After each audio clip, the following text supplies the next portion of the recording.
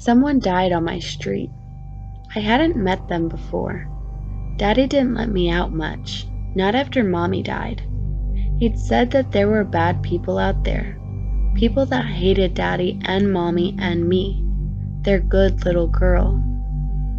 He said that if anyone found out what a worthless child I was, they'd take me away from Daddy, and I didn't want that.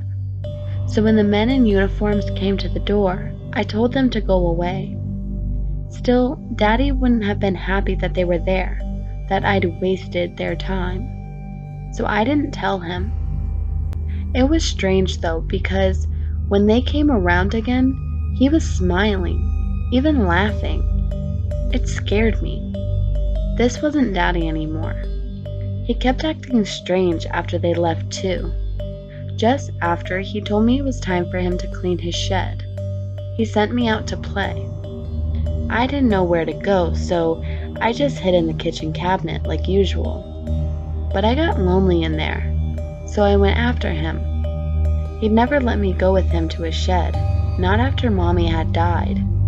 I wanted to see what was in there. What was he doing? It smelled strange, like that time when I scraped my knee on the concrete. Mommy had hugged me when I cried. Maybe Daddy needed a hug now. The first thing I saw was lots of bloody skeletons, one in Mommy's clothes. I realized it was my Mommy. I ran over to hug her, happy I'd found her again. And then I saw Daddy. He was curled up against the far wall. There was something wet and red and smelly on the floor, and his pants had a small brown patch between his legs. Next to him was his pocket knife. I realized Daddy had gone to meet Mommy and all their friends. I was alone again. Daddy had left me. I wanted to curl up and cry. But then I remembered what Daddy had told me to do if we were ever separated. It came naturally, like being pushed on a tricycle.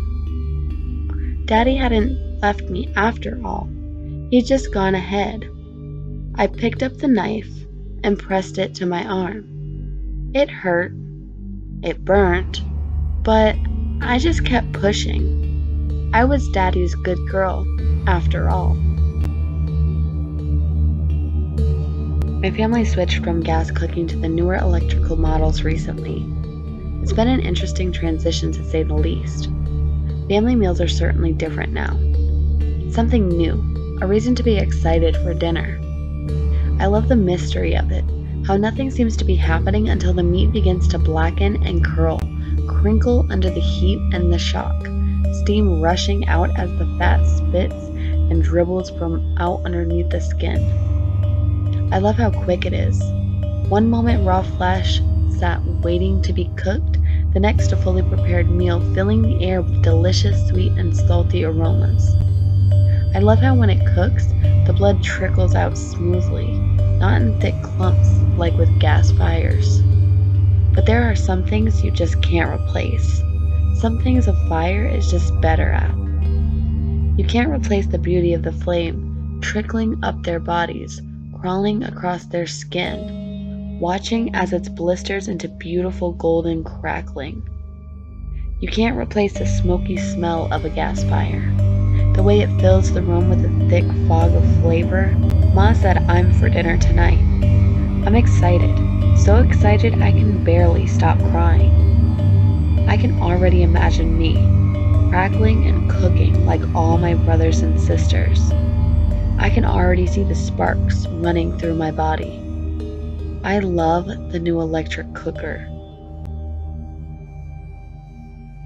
The country fair flower competition is cutthroat.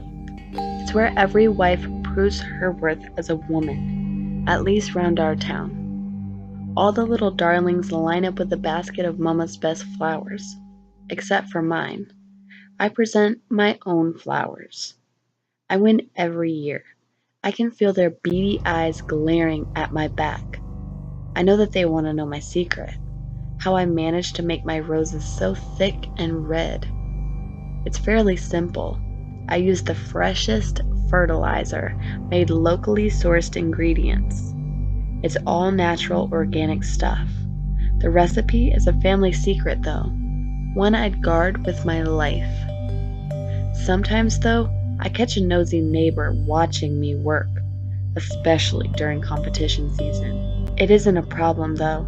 I could always use a bit more blood and bone for my fertilizer. Back home, they were real. We called them strange ghosts. They were shades, demons, the little things that go bump in the dark.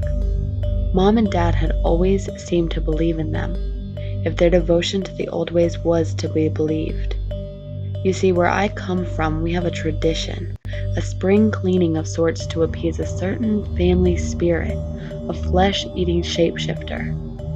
The legend goes if you don't leave your meat, fresh raw meat, she'd grow ravenous, and the only way to satiate that hunger would be to eat someone in our family. It's unbelievable, right? Ever since Mom and Dad died, I haven't found it in me to carry it on. I figured it'd be fine, and mostly it has been. Nothing has happened for months, years. It didn't even occur to me that it was possible. But recently my daughter has been acting out. She's been getting into fights, making strange growling noises. Her teacher even caught her playing with the rotten carcass of the class rabbit, gnawing on its thigh. It had been alive last time anyone saw it. It's not possible, right? I'm scared. For me, for my little baby. Hopefully I'm just imagining things. Hold on, there's something at the door. Something's clawing at the door. Wait, it's saying something. Mommy, I'm hungry. Oh God, save me, please.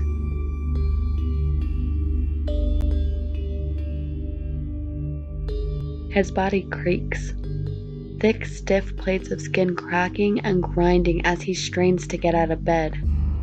Blood oozes from the cracks between each plate, dripping down his body into a pool on the ground.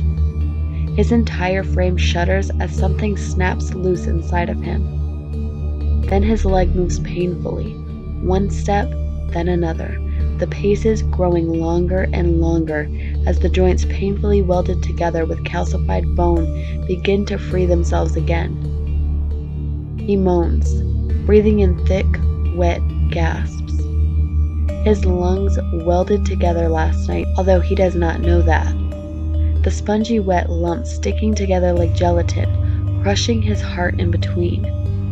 It's their swelling size every time he breathes in that's causing the burning agony in his chest cavity.